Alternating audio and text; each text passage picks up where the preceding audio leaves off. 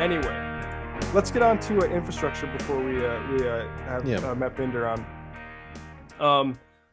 There was a bridge collapse in Pennsylvania. Frick Park, a 447-foot long bridge, collapsed. It's unclear whether this is related to or coincidental with a pipeline burst.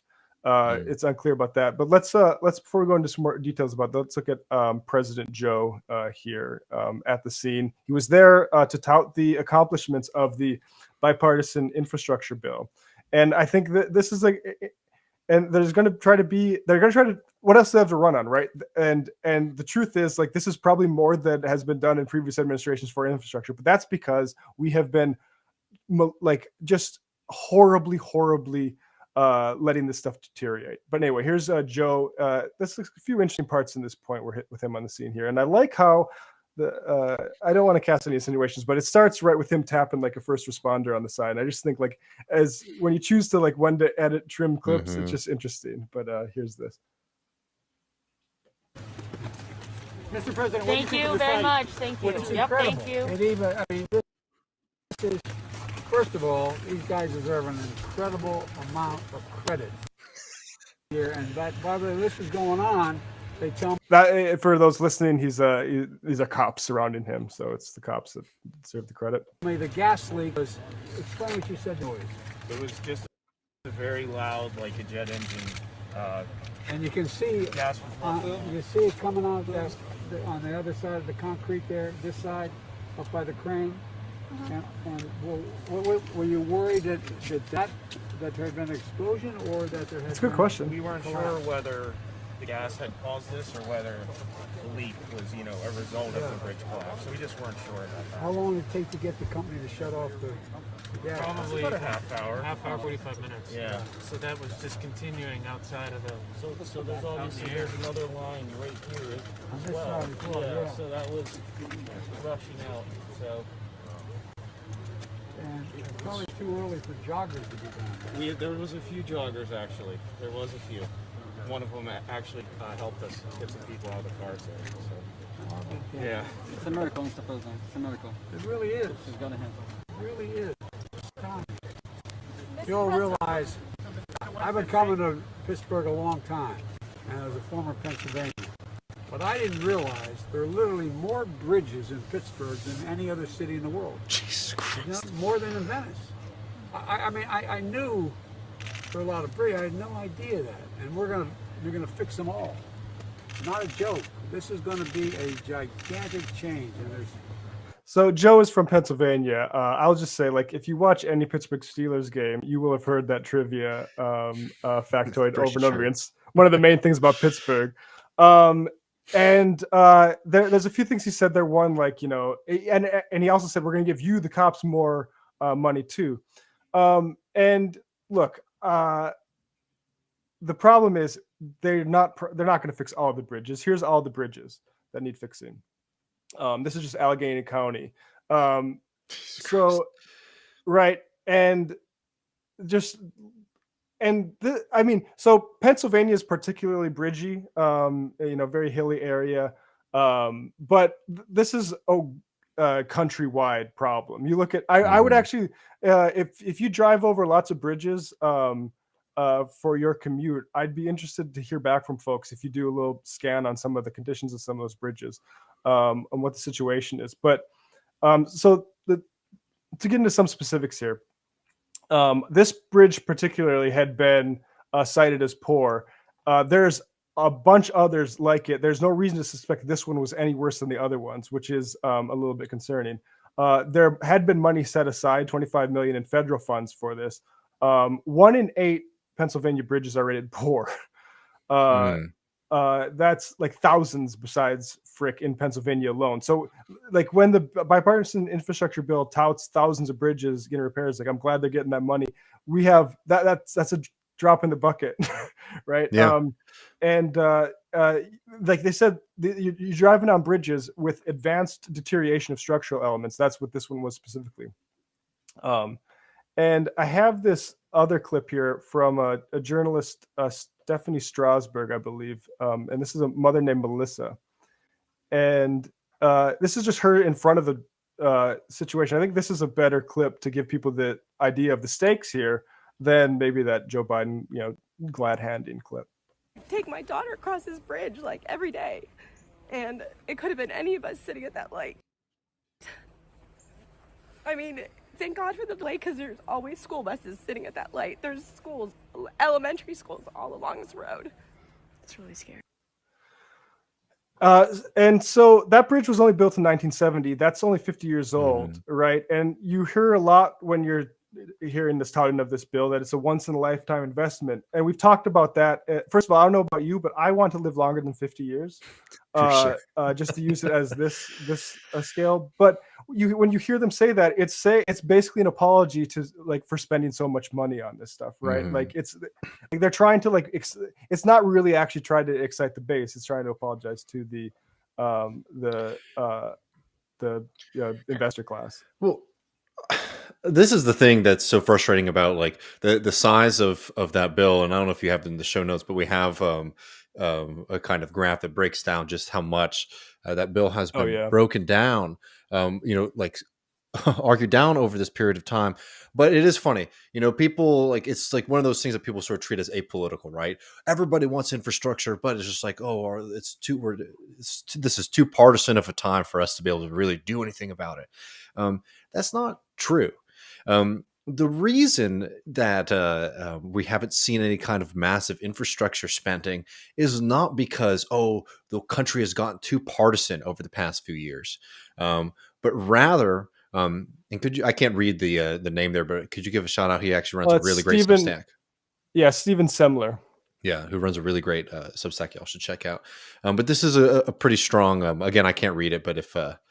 yeah, I can do it. So the original place it started here. And by the way, this is already way smaller than Bernie Sanders. And this is credited as Bernie Sanders' bill. Bernie Sanders was $7 trillion. So let's forget about that. But so Biden's infrastructure plan, because Biden didn't call it that enough, frankly, at the beginning part. But anyway, March 31st, 2.25 trillion. May 21st, 1.7 trillion. June 3rd, 1 trillion. June 24th, 578 billion. July 28th, 550 billion. And the note here, again, is that they end up with this number 1.2, and that comes with a lot of spending that was already planned, that was already going to happen, and it's spread out over about a decade, right? So when you're actually looking at its impact, it's nowhere near the task nor the moment. And what as I was saying a second ago about how when people say, the reason we can't get infrastructure done is because the country's too partisan. That's not the fact. There is a class dynamic here, a class basis for why we don't see infrastructure done. And that is because there are certain groups of people who want to profit immensely off of the privatization of roads. And there are groups of people who want to refuse to see any kind of serious national social spending. And neither of those two groups are represented by the vast majority of the population. These are a few very powerful special interests in the country. Now, of course, increasing infrastructure certainly will help out some groups of capitalists. But as you've seen the war on state and local governments across this country, there are very specific interests that want to see these things continue to crumble so that there is more privatization of these road systems paid for by the government, but are allowed to be to allow the private sector to profit from them. And the Biden administration's infrastructure plan is not immune to this either. It includes provisions, to allow for more of these kind of privatization efforts, wherein the government constructs a road or some infrastructure, a private company comes over and extracts tolls and rents from the people who are utilizing it, and then it falls into such a state of disrepair one day, then they sell it back to the government, right? I mean, it's a really great scheme if you can get in on it.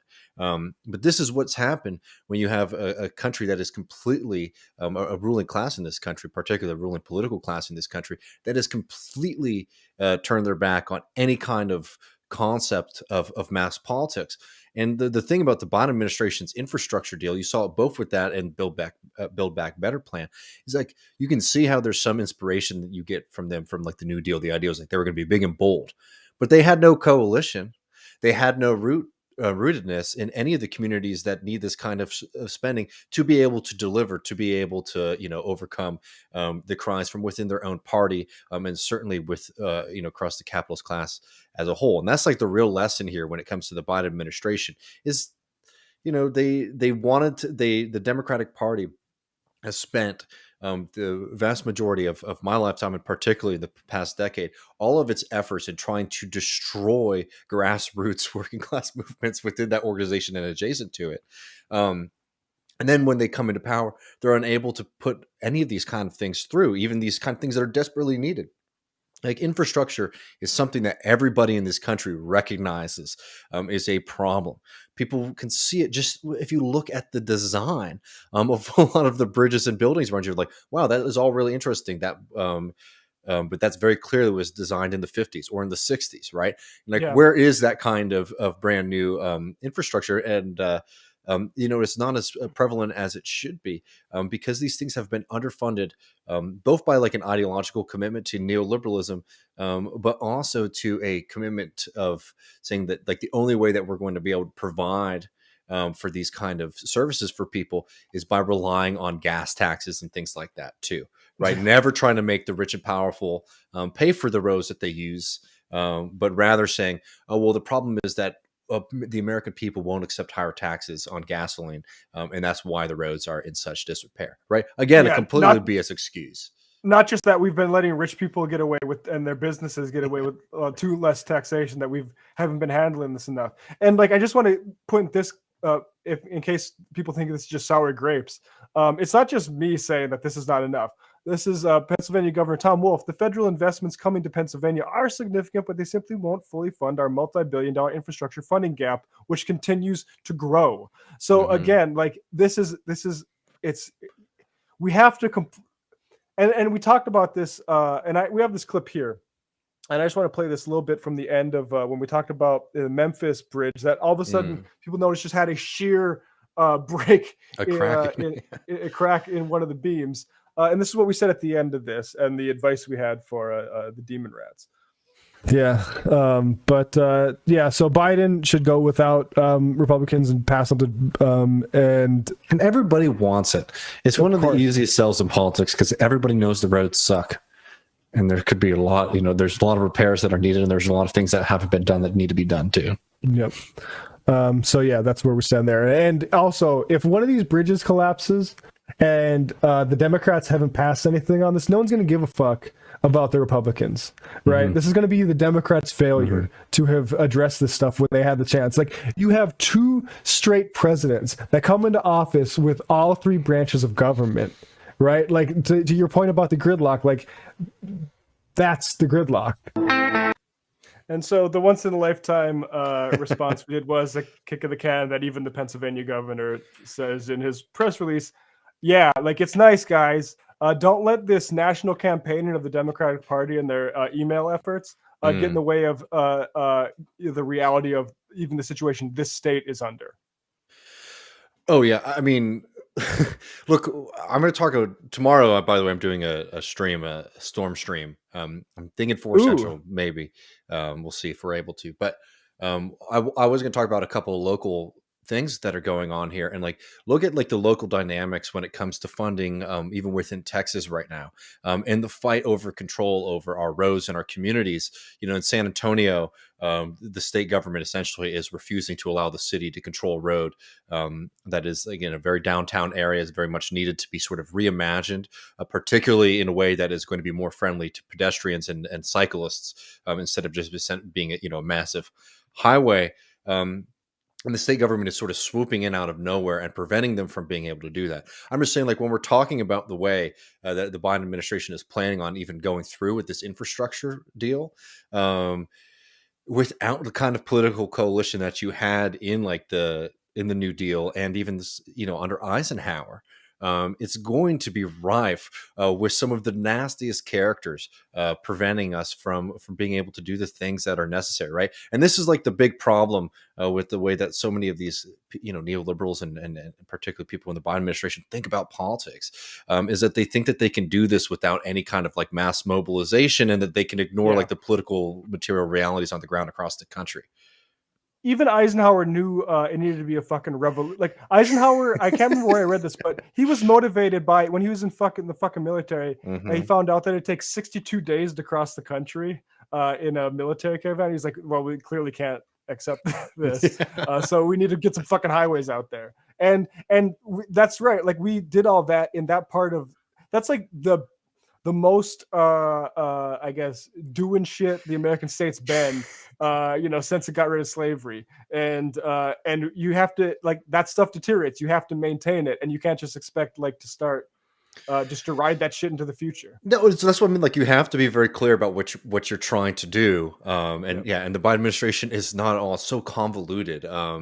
Like, again, there's a lot of ways that you can sort of galvanize the public around you on this, and instead it's just sort of this kind of wishy-washy stuff from Biden, and then absolute freaks and ghouls like Buttigieg out there, saying that what we're going to need to do is we're going to have to increase, consumption tax on like everyday working class Americans, right? Like that's their kind of strategy, and that's not okay, gonna work for McKinsey. y'all. Yeah, sorry. That's good.